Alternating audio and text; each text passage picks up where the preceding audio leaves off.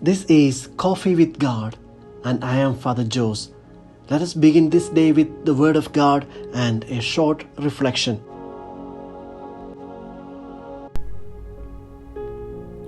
A reading from the Holy Gospel according to John, chapter 15, verses 12 to 17. The passage is taken from the Message version of the Bible.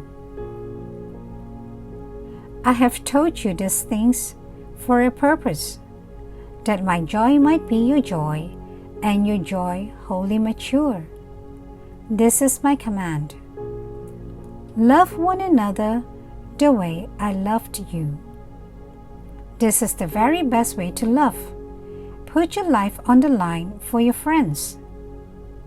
You are my friends when you do the things I command you.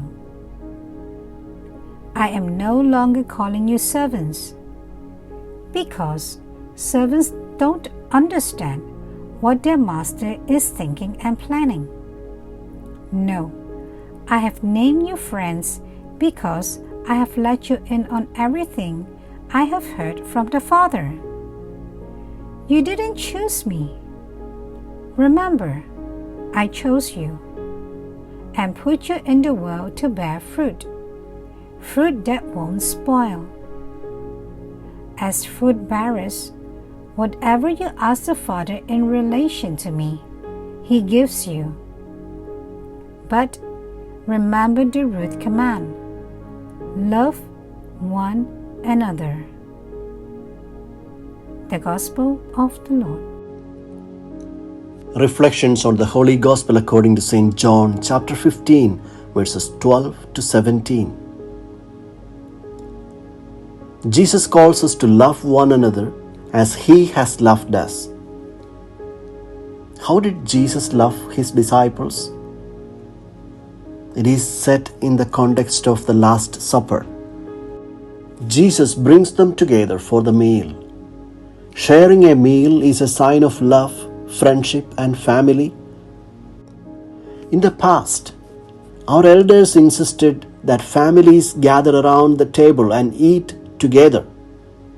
In today's world, one of the reasons for the rising numbers of broken families and lack of love in the families is that the members rarely share the table. People are too concerned about their jobs, social life, and studies. We have time for everything except for the family meal and family prayer. Jesus shared the Passover meal with His disciples, His newfound family. And there, He would first wash His family's feet and tell them to love. Regardless of how badly the other person wronged you, our call, our vocation is to wash our brothers or sisters' feet, to be a loser for the love's sake. That's why Jesus stoops before Judas Iscariot, who would betray Him, to wash his feet. The story does not end there. He tells them to feed on His body and blood, His life. I am donating my life to strengthen and nurture yours. This is exactly what happens in a family united by this sacrificial love, where the wife and the husband surrender their lives, freedom, personal likes and choices to each other because they are in love.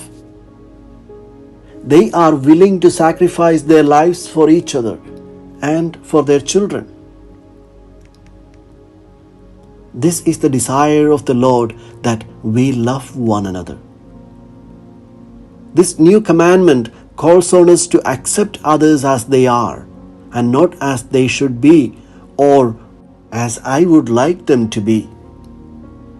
So easily said, but had we Catholics given serious thought about this, there would not have been disputes and divisions in our families and communities.